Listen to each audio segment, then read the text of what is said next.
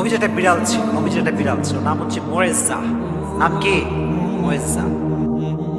বিড়ালটা হচ্ছে আমাদের আবেগের জায়গা, ভালোবাসার জায়গা, এবং বিড়ালের জন্য অধিক পরিমাণে ভালোবাসা, মায়া, আদর মানুষের মাঝে ঢুকিয়ে দিয়েছে একজন। তিনি কে?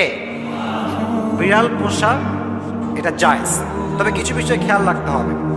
যারা বিড়াল পোষে বাসায়, বিড়ালের জন্য কোনো অবহেলা না হয়, কোনো অযত্ন না হয়।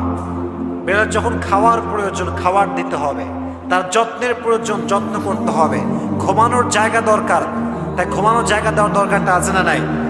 তাকে যত্ন করতে হবে। ইভেন হাদিসে এসেছে একজন মহিলা একটি বিড়ালকে আটকে রেখেছিল এবং তাকে খাওয়ার দেয় নাই, তার যত্ন করে না, তাকে ছেড়ে দেয় নাই। হাদিসে এসেছে আল্লাহ তাকে জাহান্নামে নিক্ষেপ করেছে। নাউজুবিল্লাহ পড়ান।